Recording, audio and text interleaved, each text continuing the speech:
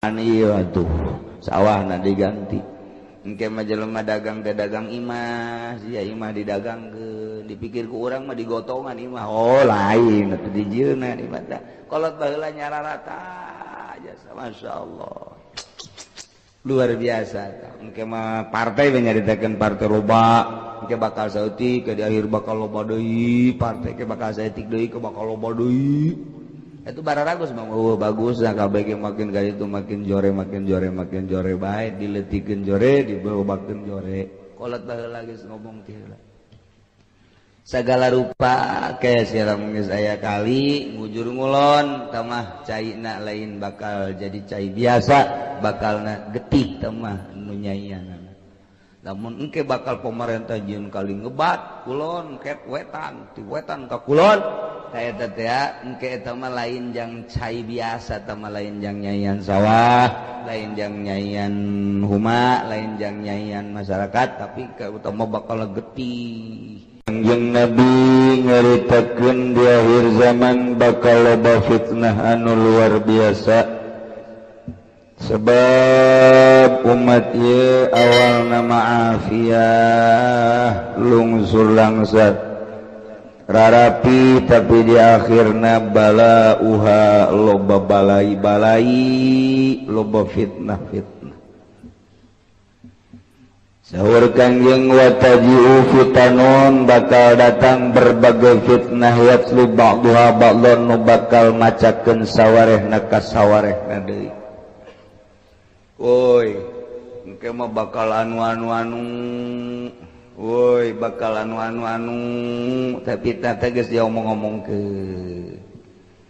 jadi bejak di beja-bejakeun heula kos kolot urang baheula kolot urang teh baheula teh nang ti mana meureun eta bahasa-bahasa kolot masih kadedengekeun keneh bae engke mah sia lalaki jadi bikang jadi lalaki eta bahasa kolot baheula sia lalaki bakal jadi bikang bakal jadi lalaki hartina lalaki kos awewe kos lalaki mulai tak tekebel buk panjang awewe lalaki bukna panjang awewe bukna para rendek eta omongan kolot teh nyata jasa nyata engke mah sia pakaian lalaki jeung pakaian awewe teh atuh sapake lalaki awewe kuari kaos sapake calana sapake atuh sepatu sapake geus sapake bae malah mun urang keur naik mobil teh aju aya nu naik motor boncengan bisa tetebakan lagi teu bigang cibazah ya lagi dibagang aya ada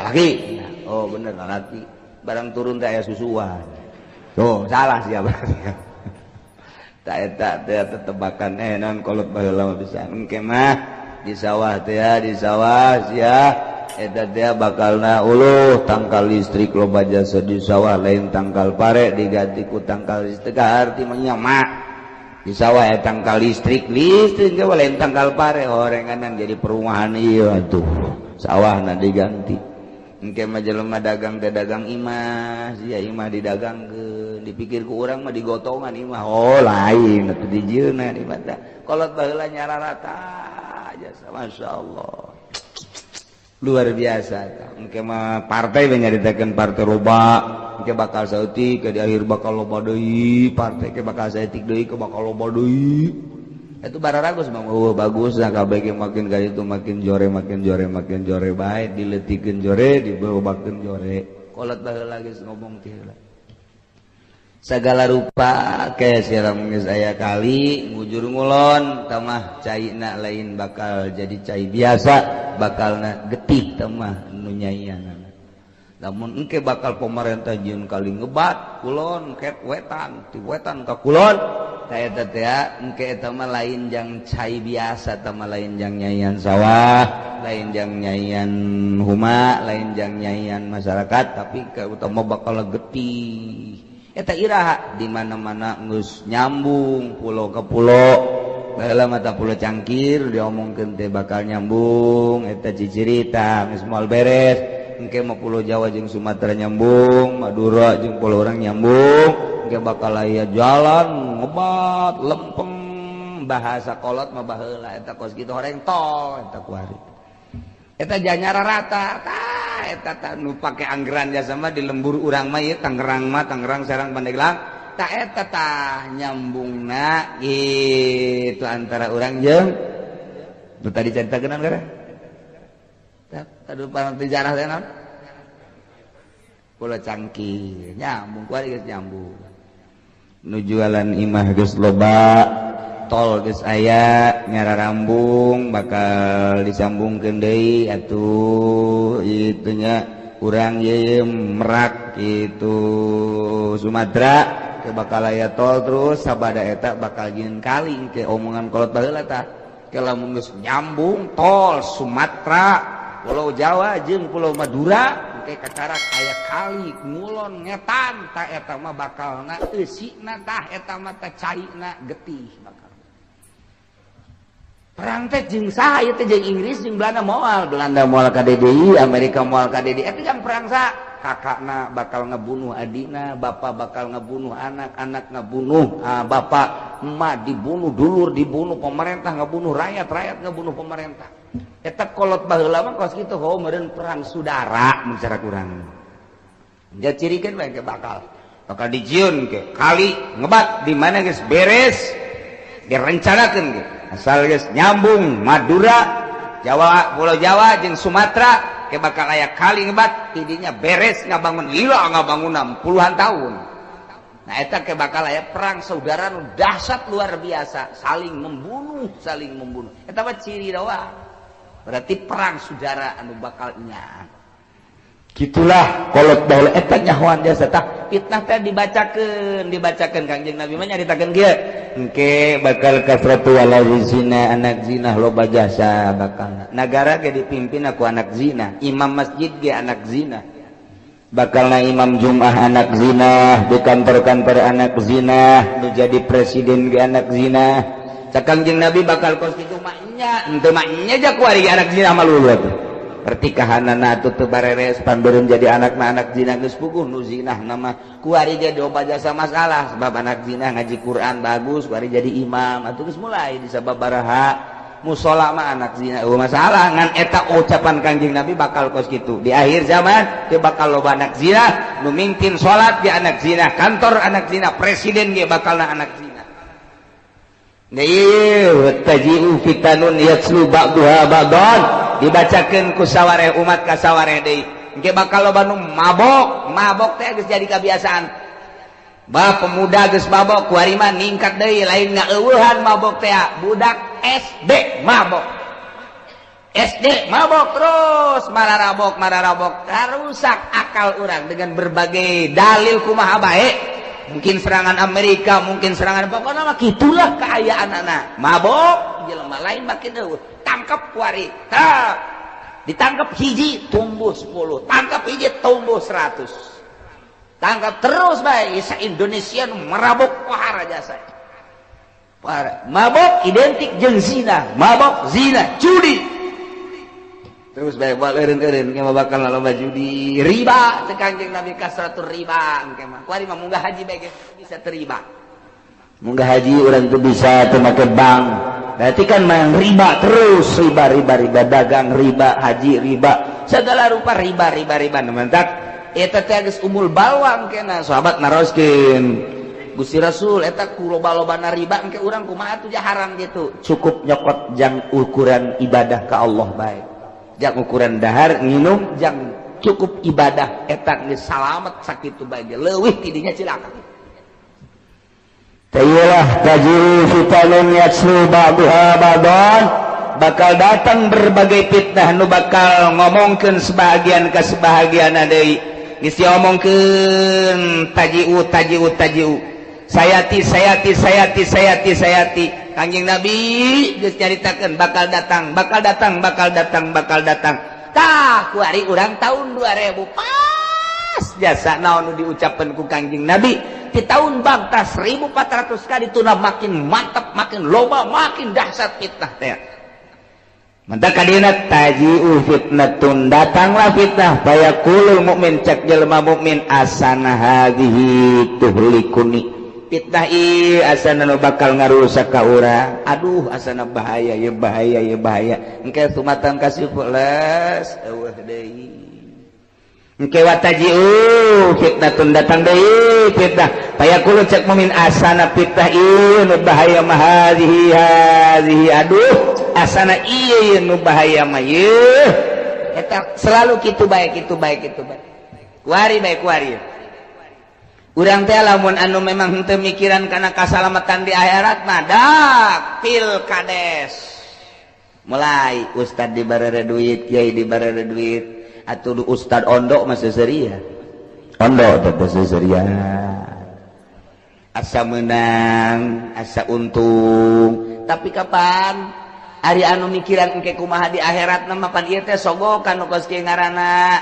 Pikiran nih aing salamatan tempat ieu disogok ieu milih salah teu milih salah asana rusak ieu ku fitnah ieu tah nu bener mah si kiai si santri si masyarakat teh mikirna asana rusak ku fitnah ieu mah kelas eueuh de jol pilkada leuwih gede ieu mah leuwih gede seserian pan anu sok ka pendopo mah mantep lumayan 3 juta saminggu sabulan atawa antri di ditu teh cak anu kos kitu mah seserian huhahe tapi cak anu mikir mah asana fitnah ieu nu bahaya mah ieu duh kamari mah leutik ieu mah leuwih gede asana bahaya dak datang ka hari las eueuh datang pilgub lumayan kuari bae ge Tangerang teh geus kabagi 2 kiai teh aya Kiai Wahidin aya Kiai Atutin sabagi 2 kuari teh kadeuleu ieu Kiai Wahidin jeung Kiai Atutin lain deui mah lamun buringas Kiai Atutin eta laun anu bangsa kieu eta Wahidin eta mah kitu.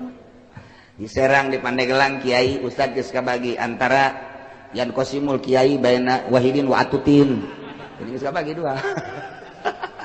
Kuari ge coba ge. Itu motorna ge lamun diselat teh. Atut. Lamun Wahidin mah mogok Wahidin mah. Eta kos kitu mah fitnah. Bagi anu raramean mah anu asa menang geus heheotan bae tapi nu mikiran aing salamatan teh di akhirat ku kos kieu teh ieu pan bisa dipertanggungjawabkeun ieu teh sogokan teh ieu teh halal apa henteu sih duit kos kieu mikiran nya asana ku ieu aing rusak ieu bahaya ieu beres eta las eueuh pilpres leuwih gede teu eureun-eureun kitu jeung kitu bae tajiu fitnatun gontok-gontokan ke berbagai organisasi bergontok-gontokan antara partai jeung partai ngan lamun kurang dipikir teu kumaha gontok-gontokanna lamun urang dek berjuang ye boga pikiran hayang berjuang tak urang kuari cicing di Indonesia sementara Muhammadiyah terus bae nyulusuk sedangkan urang kan hese eta teh untuk menopang eueuh di jalan kecuali kudu make organisasi di NU urang asup ka NU beneran NU ribut NU jeung Muhammadiyah fitnah kanu aya Islam papada Islam timbul deui PKS kok ieu nyelonong bae si PKS teh PKS teh nyelonong jasa teh teu pugu anggeranana dasar hukumna teu pugu anu teh urang otomatis ka nyieun tandinganana partai berarti dah naon ieu partai urang ieu tadi PKS kuari urang PKB geus eueuh maut dia pimpinanna anu aya keneh tapi wujud Kang Adam iku bae tah urang lamun deuk berjuang mah eueuh deui lantarannya nyulusuk ka birokrasi atuh urang ge kudu main birokrasi kurang berarti kudu ditandingi ku urang sedangkan ditandingi teu eureun teu repeh lain deuk ngabaju ke negara ieu jajah hayang-hayang hebat dirina ribut teh loba jasa diantepkeun ku urang eleh urang teu diantepkeun ribut deuk kumaha coba ndek kumaha coba kos kuari ye mun diatepkeun bae orang NU kaserang ye ku Muhammadiyah lamun diatepkeun bae organisasi NU teh kaserang ku Muhammadiyah nyana masuk melalui birokrasi geus lain nyaritakeun demokrasi deui nyaritakeun hukum dibabawa ku nyana tah ieu geus bahaya jasa kan ai zaman Gus Dur mah kan ulah aya unsur-unsur hukum demokrasi bae hukum mah cekelan di organisasi bae kuari mah ngarayap lamun ngarokok diharamkeun melalui kitu birokrasi berarti kan geus ngarayap lamun tolak tilu jadi hiji melalui birokrasi kan berarti geus diserang lamun anak angkat geus jadi menang berarti kan geus melalui birokrasi mui kuari nah diusapan titah nyeun keputusan kan berarti diserang ku Muhammadiyah Urang maca diserang ge, tapi orang Jogja mah diserang. Diserang gitu, diserang. Kalau inget ke Haji Muhadi bae maca koran di dia. Hari Senin Bupati sedang apel diserang. Diserang apa ya? Dia maca korannya. Ini diserang bagaimana ya? Ada apa ya? Oh mana coba lihat. Diserang bukan diserang. Oh iya diserang. Ada Bupati hari Senin apel diserang. Sama apa diserangnya? Serang. Sia ulah serang atuh. Salah maca berbahaya. Tah, ieu caritana urang ieu mun nyaritakeun perjuangan. Nyeri hati teh nyara terus bae nyulusut NU na ieu hees bae ngees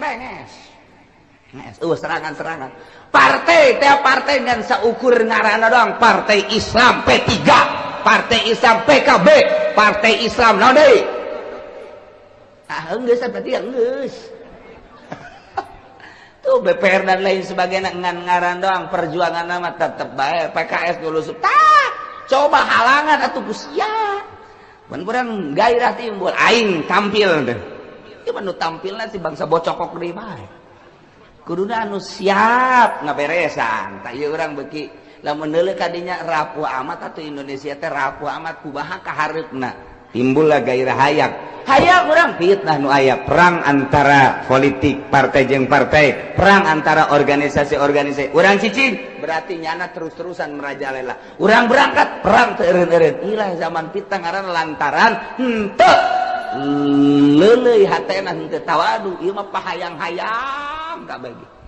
Pokos imam masjid bae, imam mushola. Nu pantes mah jadi imam teh itu, dia mah kurang pantes lantaran nyana nu hayang teu terus bae wala doholin terus bae. Teu pararantes sabenerna mah. Teh eta teh terus bae gesek-gesek. Iyalah zaman fitnah pokos kitu tajiu fitnatun.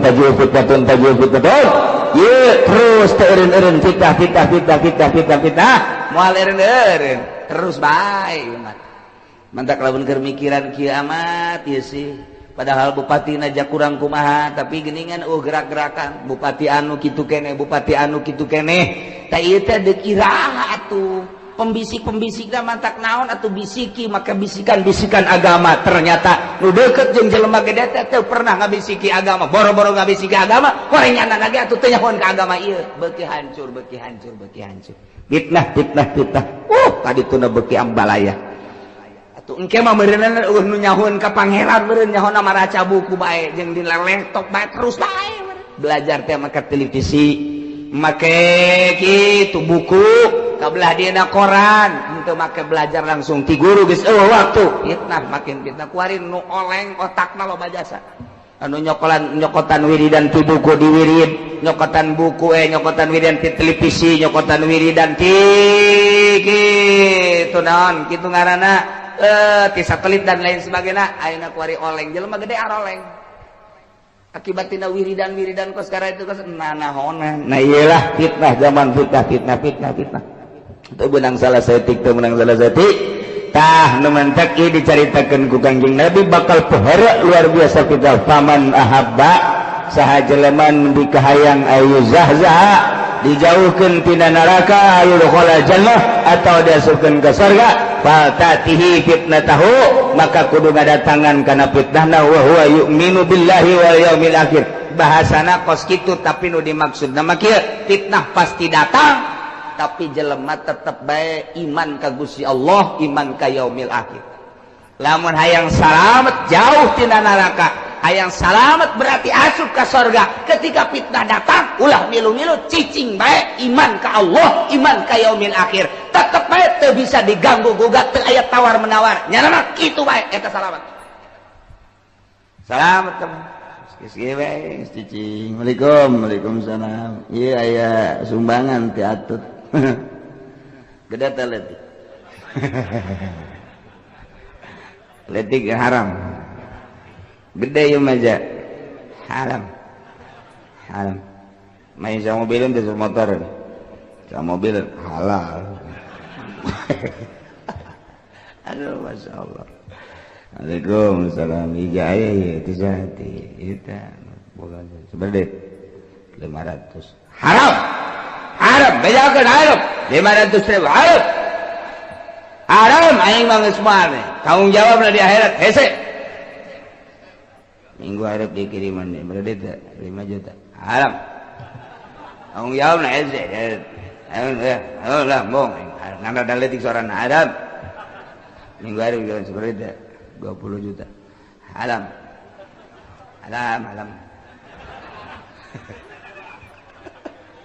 iki bani jadi mah 50 halal budak 50 mah kebeli apaan sakan urut bae mah halal tamah lamun 50 juta deui bae pidato ya kiriman dulur atuh naon hesena sapira milih atut da kula laki kitu ku bikang kitu atuh masalah aja dipimpin ku saha bakal kitu-kitu kene geus maningan atut bae diteruskeun eta 10 juta kenceng sorana eta 10 juta kenceng jasa ke 5 juta mancang pati kenceng tapi kalau 10 juta kenceng 100 juta gitu 100 juta kencengnya mun 1 miliar mah sana pegata urat pegata sana 1 miliar mah eta tolol aja saya kuari kiai teh lepas dari kalah dan menang lepas dari begitu atau tidak begitu haram tina jihad milih awewe lagi geus haram tapi ieu kajeun ka masyarakat mah bodoh ieu kiai nu nyaho hukum tolol lagi tolol deui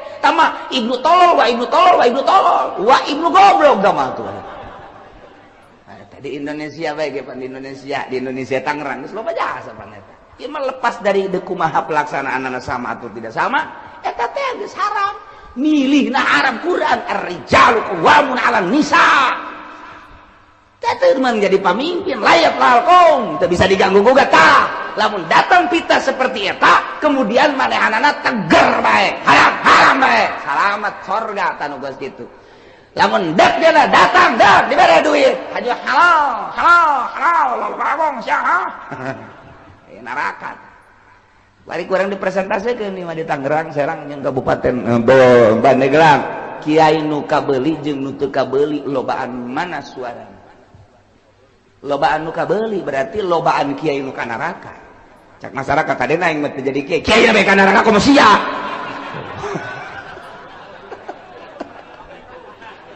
aduh ya nuturkeun kiai ban kula mah cenah atuh dan tadi nama ndekanu itu lalaki ngan kiai kula ngajak ka awewe atuh kula nuturkeun bae lah ka kiai kula mung fitnah puguh eta fitnah keur datang tolol sia ngomong pangkos bener bae kula mung fitnah lah nuturkeun kiai bae eta fitnah teh eta kos kitu tah eta teu karasa pan kunyana tah masyaallah nah iyalah kuda-kuda jang urang supaya orang teger di zaman fitnah kuari paman ahabba ayuzahzaha minan nar saha jelema anu nikah hayang dijauhkeun tina neraka anin nar tina neraka durhul atau diasupkeun ka surga nah ieu mah geus hiji bae geus atatihi fitnatahu wa huwa yu'minu billah wal yaumil akhir fitnah pasti datang ketika fitnah datang teger jasanya iman ka Gusti Allah asal geus iman ka Gusti Allah ka yaumil akhir berarti sieun naon kitu nadahan fitnah ngajauhan berarti tina fitnah sieun iman ka Allah iman ka yaumil akhir berarti geus tidak mentolerir terhadap fitnah-fitnah kos kitu ngajauhan tina fitnah nyalamatkeun diri menuju ridho Allah subhanahu wa ta'ala wal ya'ti ilan nas billadhi yuhibbu ayyuta ilaihi yana datang ka manusia mawa kekuatan diri nu sakumaha didatangkeun ka dirina pokona mah nyana kitu-kitu bae keur sorangan kitu keur babarengan jeung manusia kitu bae percis kos dina engke bakalna kos tengah peuting aya damar percis kos dina sirah anu bulu buukna hideung aya hiji nyeng celing teteh naon ngaranna huis bakal kadeuleu ge lamun urang teger dina agama sieun ka Gusti Allah iman ka Gusti Allah berarti sieun ngajauhan tina fitnah di tengah-tengahkeun merajalelana fitnah bakal percis kos tengah peuting aya damar kadeuleu ku sasaha sinarna percis kos tidak sirah kitu buukna hideung aya huis hiji nyeng celing hiji bakal kadeuleu tah kitu dicaritakeun ku Kangjeng Nabi urang Kangjeng Nabi Muhammad sallallahu alaihi wasallam tentang fitnah-fitnah nu bakal datang terus moal eureun-eureun fitnah teh terus bae terus ikir cerita ala kadarna dong fitnah kabelah dina fitnah tina televisi fitnah tina HP fitnah tina gitu komputer dan lain sebagainya engke bakal tambah ditambah deui fitnah dan berbagai fitnah geus puguh nu tadi caritakeun kabair pakabair mah baheula mangan sakadar teu saralat doang fitnah teh tapi teu ngalawanan kanu salat ku hari mah fitnah teh nya teu salat nya ngalawan kanu salat geus puguh ku ari baheula mah nu mabok eueuh di lembur ku ari mah mabok merajalela zina judi oh penghormatan terhadap kiai baheula mah nu tilok salat ge nu tilok salat aya kiai liwat keur nyetel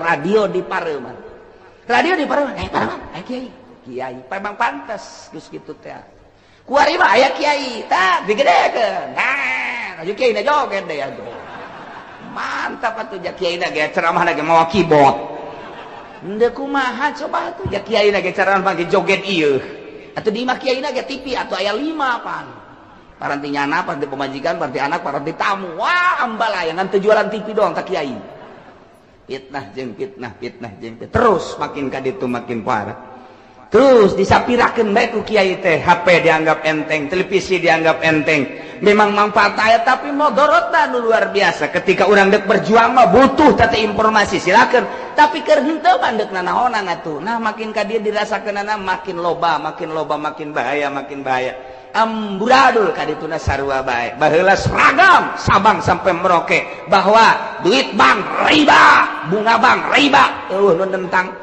kamari ieu kurang kumaha teteh di zaman bapak-bapak urang komo bapak kolot urang mah kadenge ngejelengeng keneh teteh rentenir teh haram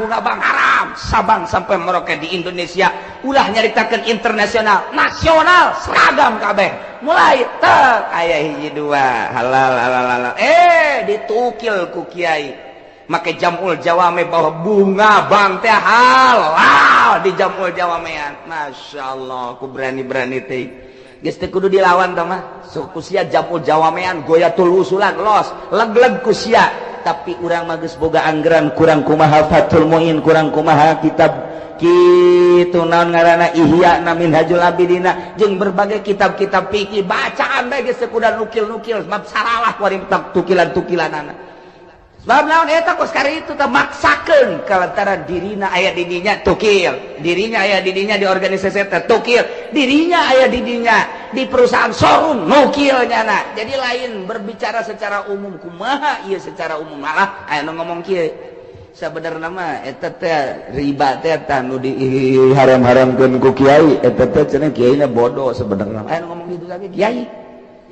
tah kiai na bodoh sabenerna mah ieu teh ieu naon ngaranna bank eta teh sabenerna mah perusahaan kiai nu sabenerna mah showroom tak kredit eta teh sabenerna perusahaan kiai santri teh kudu nama usahana kos kitu teh jadi teu capek tapi untungna gede nu sabenerna mah eta teh diciptakeunna kudu ku santri mun santri palalinter mah eta kiai anu ngomong kos kitu mudah-mudahan panjang umur teh bae kieu teh mudah panjang umur bisa tobatna masyaallah geus kabali ngerjasa selidik horenganan kiaina anakna boga showroom atuh ai endek boga showroom mah ulah ngomong-ngomong kos kitu terus bae leg-leg ka apa ku kiai jadi orang koros mah tuh tah ieu timbul ucapan-ucapan fitnah jeung fitnah keur nyaritakeun fitnah tungtungna kiai jeung kiai fitnah ku teu seragam dina hukum teh maksakeun diri inilah di akhir zaman bakal loba fitnah terus moal eureun fitnah teh bakal terus menerus hiji jelema nu salamet tina fitnah anu iman ka Allah jeung ka yaumil akhir hartina tetep netepan dina sieun ka Gusti Allah Subhanahu wa taala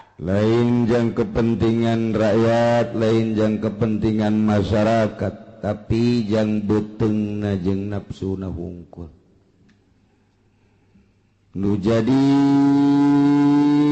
tanggelan jeung bahasa mah jang rakyat untuk rakyat dari rakyat untuk rakyat bebejana mah horengan nanti dituna mah rakyat mah diperet jang kahirupan dirina masing-masing gitulah bakalna di akhir zaman tapi tetep bae lantaran urang dijadikeun ku Gusti Allah manusia sedangkan manusia teh bernegara-negara kobilah ieu negara kudu diurus ku urang teu meunang henteu kudu sebab lamun teu diurus ieu negara engke agama bakalna acak-acakan nu mantak teu bisa kaluar di Islam mah agama jeung negara teu bisa tapi lamun urang make berdasarkan demokrasi negara jeung agama bakal terpisah manusia ieu adalah manusia eta insan sosial hubungan anak sesama manusia jeung lingkungan ditinjau bahwa manusia ieu adalah insan sosial eta adalah ngabutuhkeun kana tata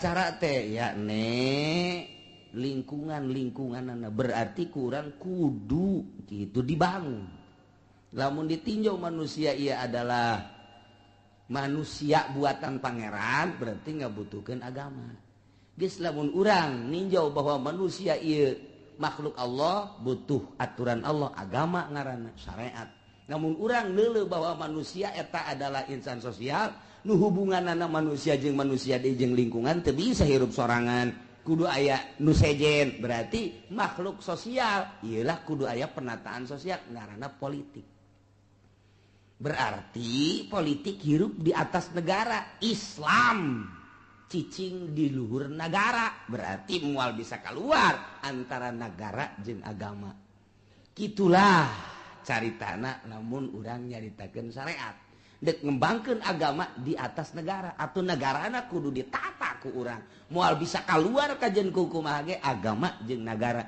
lamun urang negara bae teu make agama acak-acakan kos ku ari negara bae teu make agama korupsi terus bae maling terus bae nu zinah teu dibunuh teu diranjam anu mabok teu dikukuh terus bae eta ngaranna negara teu make agama percis kos di Cikupa bae kieu ngaranna teu make agama hayu bae duit naon tah duit ngagabres bae tah eta nagara teu make agama ieu kos di urang ieu kos ieu nu mantak leuheung jelema nu hayang jadi DPR masih leuheung keneh siap ka neraka berarti teh nu jadi bupati siap ka neraka lantaran geus teu make agama nu siap jadi gubernur berarti sarua jeung kieu Gusti abdi siap jadi gubernur di akhirat siap abdi dikeradokeun di neraka ge sarua jeung kitu sebab teu make agama teu make agama mana agamana atuh bari geus teu salat diatep nyanana teu pernah ngajak salat ngaranna teu make agama nu zina diatep teu make aturan Al-Qur'anul Karim ngaranna teu make agama nu mabok diatep teu aya undang-undang sesuai jeung aturan Al-Qur'an ngaranna teu make agama nu korupsi miliaran triliunan diatep nu maling kotok teu make agama nu kos kitu ngaranna tah ieu nagara urang teh tah deuleu kumaha hate berarti nagara lempang teu make agama siap ka neraka kabehan mulai ti RT calon neraka kabeh ka ditu aing mah lain ngomong lalagan beneran sia cek RT pan aing ngaji tinggal ngaji aduh cek RT aing ngomong ngaji deui minggu hareup mah sabodoh sanu ngitah sia ngaji ka dieu ngaji ka ditu sia jeung bupati ka ditu bakal korupsi kabehan sia cek RT kiamat aing eureun bae ulah wakat teh heula ieu eureun mah kan gitu make agama sadar sia negara urang teh teu make agama sadar sing sadar lain lalagaan mana agamana cenah eta ka Mekah ge lain nangitahan nyana mah kan saukun merat doang hayu tanyakeun ka kandung ieu jangan bisa ditahan teh henteu nyana makan sakuru kamaka sia jual embe jual kotok untungna jang aing sia mah kali itu pehek ajeun diteundeuna ge di itu jauh jasa 12 kilo 13 kilo sarua jeung kalar itu sia parai habak mun disompralkeun teh bahasa rakyat kos kitu bahasa rakyat mun disompralkeun teh kos kitu kamareka sia wahai urang balaraja aki-aki nini ku aing deuk diteundeuna jauh los sia deuk parai ke kajeun malah mah banding paeh habak di ditu aing ngaracun hese mending parahe bae di ditu. Mantap lamun aya nu paeh teh ieu teh jamaah haji. Alhamdulillah. Eta bahasa mun dikedalkeun teh kos kitu. Sadar atuh teu sadar kos kitu. Da kumaha tuh? Ja urang merantap di ditu teh nu ngadengekeun. Usul nu ngadengekeun. tah eta bahasa agamaan ieu teh negara teh ieu mun hayang nyaho mah kuari agama tanpa negara pasantren teh ngembangkeun agama Al-Qur'an hadis kalam-kalam ulama dijelaskan teh cuman henteu bergulir secara praktis sia-sia aing-aing be ngaji santri ngaji mingguan beres bubar atupan henteu aya anu ngondisikeun sugan aya DPR nyaritakeun salat di negara jauh sugan atuh ayakeun zakat make undang-undang zakat teh lain sakadar dicokotan haji dipake ngabangun masjid lain kitu make pas aturan Al-Qur'anul Karim agama teh ngan sakadar dibahas di majelis taklim dibahas di pondok pesantren santri ngaji bari nundutan ieu kos kieu kos urang ieu komo nu di tukang mah geus beak 2 gelas kopina ge dengan sabar kieu ge tah eta keur nyaritakeun agama tapi penerapan di negara kan henteu berarti agama berjalan dengan sendirinya henteu diatur ku negara lempang masing-masing agama lempang sorangan negara tuh make agama kos kieu ya acak-acakan mantap nu perlu ditangkap ditangkap nu teu perlu ditangkap tangkap lantaran henteu tek and zip tidak saling agama jeung negara teh Islam mah agama jeung negara ngahiji Gus Dur baheula nyaritakeun tidak jatuh agama dengan negara di Indonesia nya ngomong kos gitu sebab Indonesia bukan negara Islam demokrasi walaupun bagaimana tidak akan nyatu dengan agama jalan sendiri negara jalan sendiri pakai demokrasi tidak akan nyatu di Indonesia kecuali ceknya nanti kalau perang dulu Gus Dur ngomong gitu tidak akan nyatu di Indonesia agama dengan negara agama jalan sendiri masing-masing yang Kristen jalan yang Katolik jalan, yang Buddha jalan, yang Protestan jalan, yang Islam duduk tempat. Artinya jalan masing-masing sebab tadi kondisikan di negara. Aturan-aturan agama negara teh aturan Walanda bae. Tah ieu geus kieu tah ndak mal akur. Kiai salilana ngan saukur pake kokoset bae ku lurah ku camat ku bupati datang ka ku presiden geus kokoset mah singkir sia ka ditu kiai jam wali pake Quran mah negarana lain make negara Quran mantap kiai anu mimilu dibuntut pamarentah kiai kokoset kiai dipake kokoset teh nu kos kitu teh datang kenyana ini kan negara kita tanggung jawab bersama Kiai pun termasuk di dalamnya. Mari kita sama-sama. Siap cak Kiai teh. Yuk Kiai kita jalan. Ayo. Kok kecil amat? Enggak ada kendaraan ini. Oh iya dikasih kendaraan. Iya siap. Rada gede tanya. Kendaraannya jelek amat. Bere dia mau. Siap. Kiai kokoset makos gitu. Aya kendaraan ngahoak. Kendaraan cicing. Eta Kiai nusuk pakai kokoset. Biasanya Kiai Golkar takut gitu. Iya tahan di negara tapi iya keur carita sekelumit takos gitu tak moal ngahiji datang ka kumaha ge di urang mah ieu teh moal ngahiji sebab bentuk negarana lain negara syariat tapi negara demokrasi ge di urang teh encan demokrasi anu jelas demokrasi masih keneh abang-abangan demokrasi anu geus make masih keneh can jelas demokrasina ngan kieu kaayaanana kieu lah buktina tetep bae negara urang keur kieu kaayaanana urang bangun tetep tanggung jawab terhadap negara wajib apa kudu lepas teu bisa lepas atau lamun lepas udah jadi bupati udah jadi gubernur udah jadi presiden atung ke Amerika nyerang ka urang tetep bae bentuk RT tenang teh jadi RTD gua teh lurah biasa lamun bisa mah nya ge jadi lurah jadi camat bisa sesuai jeung aturan atuh pangheulana ka sorga nya ge ngan moal lamun aya lurah aya camat aya bupati gubernur ieu teh bener-bener di Indonesia kemudian make aturan-aturan agama pangheulana ka sorga ngan moal sekali deh lamun aya lurah lamun aya camat bupati gubernur ieu kabeh sesuai jeung aturan-aturan Al-Qur'an pangheulana ka sorga nya lantaran nya pemimpin ngan moal ndeu kumaha tuh jang teu tah kos gitu. Nah iyalah negara urang kieu kaayaan tetep bae kudu aya bae lurah, aya bae pamong, aya bae utusan bupati di daerah camat, kudu bae aya bupati, kudu aya gubernur, kudu bae mun eueuh doraka kabehan.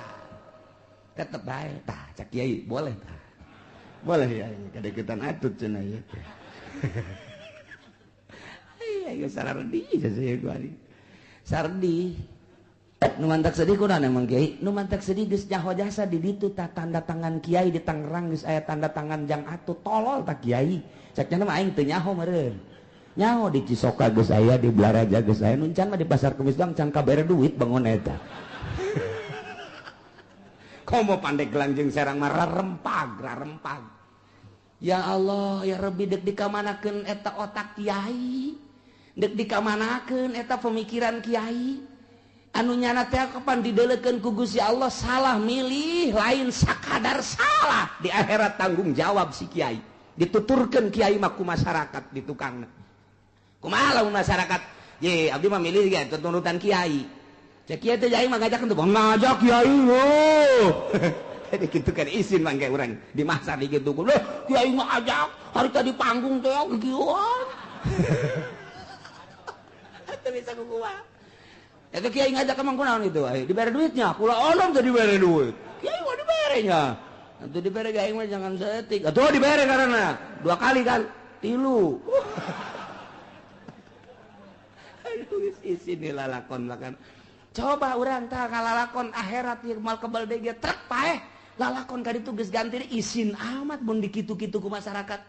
Kuari diizin-izin ku masyarakat tapi engke di alam ku Allah, maning engke di alam ku Allah daripada kuari disanjung-sanjung ku masyarakat. Hidup ngan saukur sajuta-juta ceuhil dan naonan. Tapi di akhirat dikerbekeun ka neraka. Ya Allah, cak malaikat Jibril, kiai yang kemarin hidup-hidupan beserta yang hidup-hidupannya berjamaah. Alhamdulillah. Ka mana ya? Neraka. Siap. Coba pulah pilih saya tik. Wa man baya imaman cegangjing Nabi saha jelema anu sumpah setia terhadap pemerintah, pemimpin. Fa'atahu sabqata yadihi wa samrata qawdihi. Sumpah setianya nasa salaman beat. Sumpah moal keluar mencari dukungan lain. Jeung sumpah luar biasa setiana penuh hati. Buah hati nah benar-benar ngatuku kelanjutan bangsa jeung negara. Khalifah yang baheula beat, saya akan siap membantu Abu Bakar Siddiq. Di zaman Sayyidina Umar beat, saya siap akan membantu Sayyidina Umar. Nyawa pun taruhannya jadi. Ketika Sayyidina Utsman, saya siap cek sahabat membela Sayyidina Utsman. Sasalaman beat. Geus kuku bage, hulu jadi suku, suku jadi hulu, siap beat ngaranna. Sasalaman sepenuh hati. Itu kene zaman Sayyidina Ali. Itu kene zaman di zaman Sayyidina Muawiyah buaya terus eta khalifah. Kamari ge di zaman Presiden Soeharto beat. Orang Golkar tapi itu khusus. Kemanapun Anda tetap akan saya bantu sekalipun salah tak. Kiai ge kos kitu kan saya beat sebab pondok saya udah dibangunkan oleh Golkar. Beat saya. Anu geus dibere mobil beat. Anu geus dibere ka haji ke Mekah beat. Kiai oplo. Beat teh kos kitu zaman Golkar tah. Ieu beat teh demi bangsa jeung nagara nu imamna adil sesuai jeung aturan-aturan Al-Qur'anul Karim. Tah lamun aya imam dijenengkeun beat urang baheula mah beat sasalaman lantaran ziroi kuari mah beat eta melalui pemilihan umum eta beat ngaranna. Sing ada teteh beat teteh ngaranna teh beat urang memilih teh sarua jeung beat. Ai baheula mah sasalaman sepenuh hati lantaran ziroi nu milihna kuari mah kabeh sarua bae kuari ge beatkeun dengan melalui kartu eta teh beat. Sarua jeung kieu mun dibahasakeun mah ku ahli munazarah mah eta ge dawa dimdiah kan ngaranna. jadi lamun dijabarkeun mah kieu urang milih tak kadinya teh set ke SBY misalna ieu mah SBY kabeh kan ieu beda kadeuleuk Demokrat lain deui sarua jeung kieu ieu Gusti abdi sepenuh hati memilih SBY akan saya gitu bantu apapun yang terjadi di negara ini. Andai kata ada yang merusak tentang kepresidenan, tentang jabatan, tentang berjalannya negara, tentang dan lain-lain sebagainya, saya siap membela kamu wahai SBY demi bangsa jeung negara. Tak eta orang memilih teh sarua jeung kos kitu bahasana ulah pajar sambarangan teh beat maknawi secara dijelaskeun mah kos kitu baheula masa salaman. Demi Abu Bakar Siddiq, demi Allah, demi Rasul, saya siap membela Abu Bakar Siddiq kemanapun, dimanapun, kapanpun. Andai kata terjadi peperangan, saya yang paling dulu. Eta beat karena sasalaman sumpah setia. Terus kebelah takwari, mah henteu ai kos kitu mah ngan beatna di jero tetebeng. Make paku urang. Set, ieu beat ieu ngaranna teh.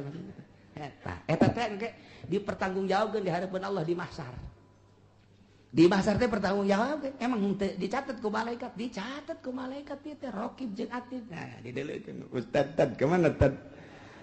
Ya, mana Tad? Kita tanya alusana siap. Tanya ke urang di akhirat. Ustaz Muhyiddin maju. Gak geter-geter jaga. Sialah ini kumaha cenah. Baheula milih ieu tah aya Golkaran di dieu tah. Nah, ieu tanda tangan nyolok sia kan? Bener. Sia berarti ngadukung Soeharto nya jeung Golkar. Naon sia alasanna dinya? 3 juta. Terus pelaksanaan negara jeung agamana beresan teh. Ulah mun teu nyaho ka dinya mah ngan saukur eta bae lah lumayan dibere minyak segala perkara itu. Siap jaka neraka, siap teh siap ke kumaha tuh. Ieu tah, beat eta teh beat bener.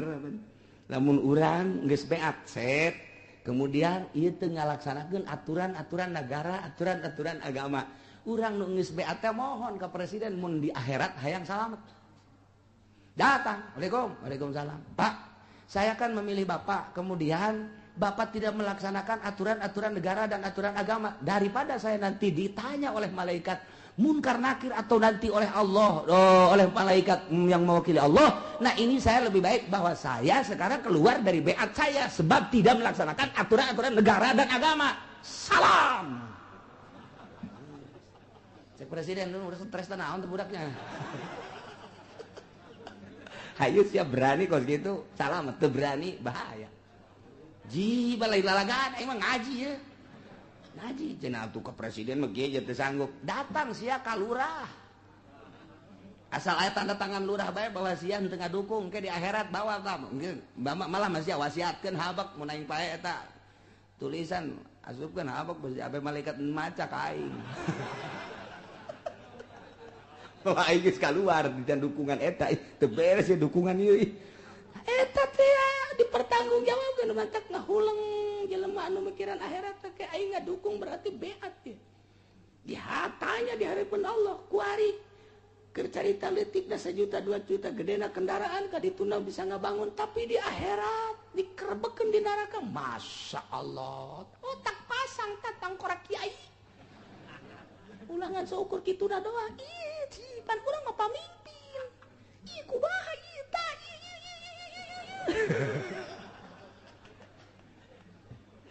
aduh panjang ieu hadis ieu teh ya di dituna panjang ieu mah singkat eta kos kitu penjabaranana balikan deui jelema nu beat ka imam sumpah setia memberikan lambaian tangan atau sasalaman dengan sepenuh hati maka paliyuti'u wajibnya nurut ke pemerintah wajib ini statoa lamun mampu. Nah lamun urang geus dukung salah seorang pemimpin nu jujur nu adil siap tempur perang nyawa taruhanna andai kata aya deui nu nyieun pamimpin atawa nu hayang atawa anarkis atawa bugot ingin menggulingkan macam-macam tah di cara Islam mah bugot jelema nu hayang ngagulingkeun padahal eta teh jujur tapi dek digulingkeun pandang urang paeh ge eta teh sorga goblok sia dek nurunkeun presiden anu jujur nu adil aing heula yo aing dihareup paeh aing mah nyawa coplok sorga tah ngabela negara bangsa teh kos kitu asal lu dibelaanana nyana ngabelaan urang ai urang ngabelaan nyana ai nyana teu ngabelaan urang pan eta mun kitu tuh atuh masyaallah sakalina dibere paranti masak teh nu harejo naon garang-garangna gasing beledug melulu nu korban geus loba jasa kamari ieu deuk naik bensin geus pahara mobil rarusakan eta emang demi rakyat tak lain sih kos gitu ayo coba lamun dicaritakeun satu persatu masya Allah mana nyana ka rakyat ai rakyat pa teu meunang henteu kudu ngadukung nyana bere duit jangan ngadukung teu meunang ngomong salah ai nyana hayang didukung ai urang teu daek didukung nyieun SPPT bae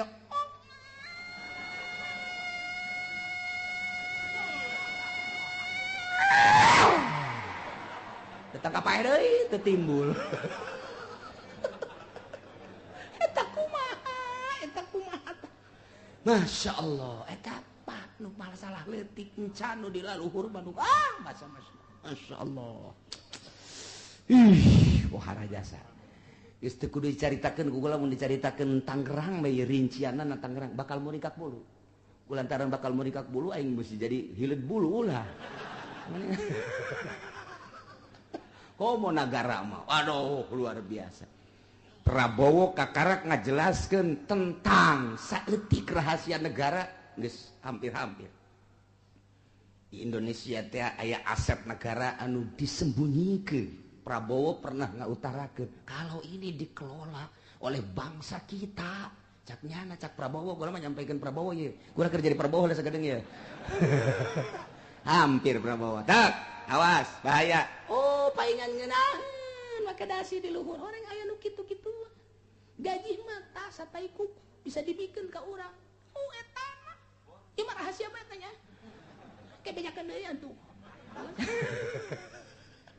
tuh mantap waris sorotan Prabowo luar biasa lantaran nyana pernah membukakan tentang rahasia saeutik tentang eta oh lamun dikelola berarti pohara tapi tetep baik kanajan kunyana ge can puguh keneh bae jageuninganan kitu deui kitu deui kitu deui kieu deui kieu deui kieu deui ta ieu ye kuari mun ieu mah keur nyaritakeun jelema beat siap membela pada salah satu pemimpin siap tempur wajib nurut lamun mampu mun aya deui nu endek ngagulingkeun wajib ku urang ditopang supaya ulah jadi bahkan cak Kangjeng Nabi andai kata aya jelema hendak ngagulingkeun seorang pemimpin anu jujur wadribu unuqal akhar penggal beheungna paehan berarti titah di perangan bugot-bugot mantap karita ingat baik kalau make Hasyim Muzadi hati-hati dengan bugot-bugot nyana berbicara atas nama partai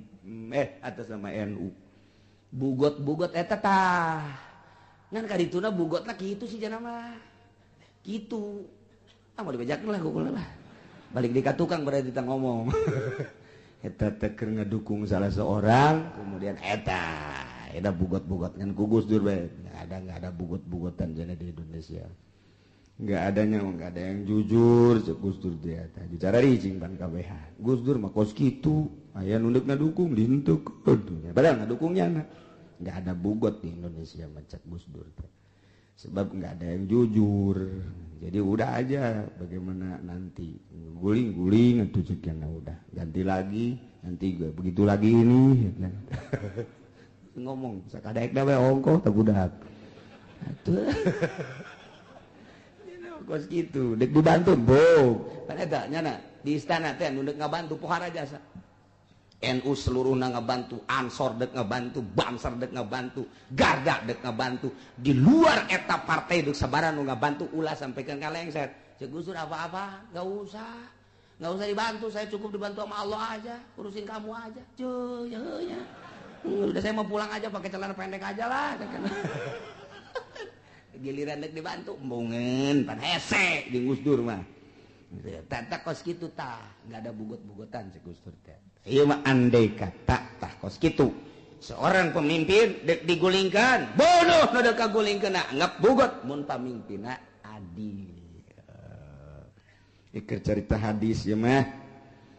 Wa kana Abdullah bin Umar, kayan Abdullah bin Umar nyarita kieu atihu tunur badai ka sultan, tapi fi taatillah dina nurut ke Allah, dina taat ke Allah, instruksi pemerintah tuturkan wa'sihi fi masyiatillah, tapi maneh kudu nyulayan ke pemerintah lamun dina maksiat ke Allah. Namun instruksi anu maksiat ulah dituturkeun, namun instruksi anu taat wajib tuturkeun, tinggal gitu bae. Wari instruksi anu taat tuturkeun, instruksi anu maksiat ulah sakitu bae. Qala ba'dul ulama wal muradu bi qawli fadribu unuqal akhar huwa azluhu wa khal'uhu la qatluhu wa mautuhu. Cek ba'dul ulama nu di murad fadribu unuqal akhar bahasa Kangjeng Nabi cek tadi penggal beheungna ta eta azluhu wa khal'uhu majaz berarti turunkeun singkirkeun, la qatluhu wa mautu lain kudu dibunuh.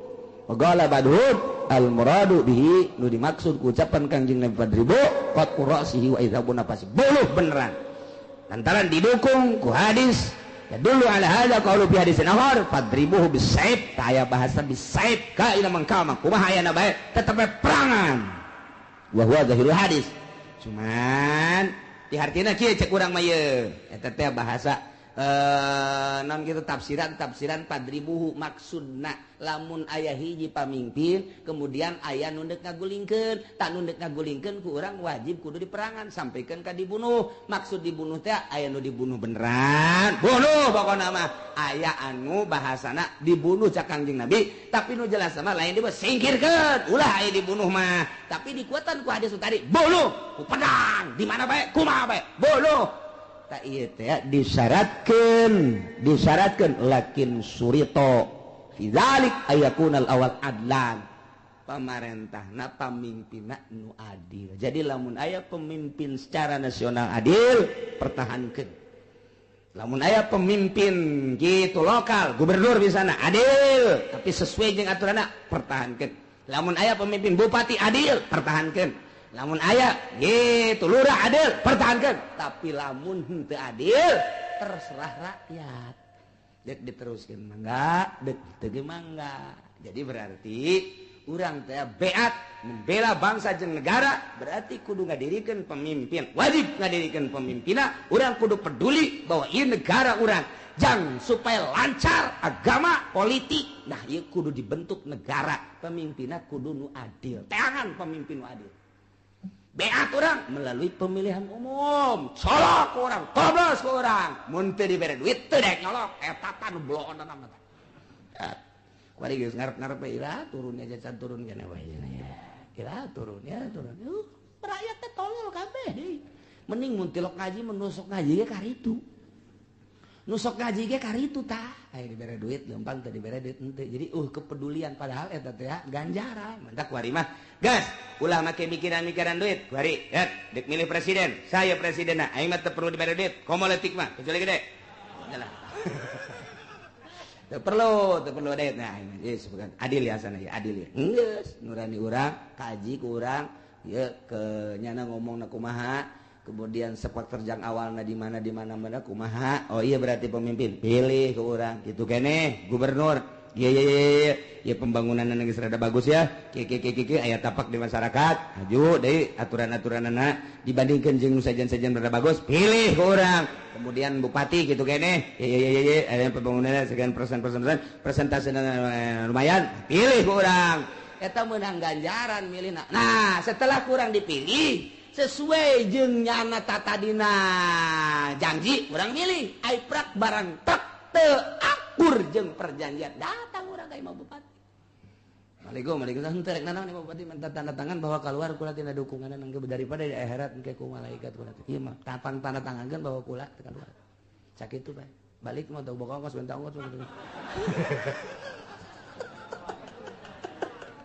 Cak Bupati sial dah budak kitu. Tah eta kos kitu. Nah ieu ngaluar dukungan kanu teu adil kudu jelas sabab kumaha baheula urang beat na jelas atuh urang kaluar lagi kudu jelas. Lamun adil teruskeun urang di alam ku Gusti Allah Subhanahu wa taala. Nah ieulah urang terus-terusan moal eureun-eureun pilkada, pilgub, pilkades, pilpres, kebalik deui pilkada, pilgub, pil balik deui kitu bae, pil-pilan bae ge mah teu eureun-eureun. Ya, ka eta kudu boga aturan urang teh. Pilih sesuai urang demi bangsa jeung negara. Negara aing ieu teh nu kudu dipertahankeun cek agama. Paeh ge sorga ieu, agama aing ieu teh pertahankeun. Kudu nyieun pamimpin tapi awas nu jujur jeung nu adil. Sakitu bae. Wallahu a'lam.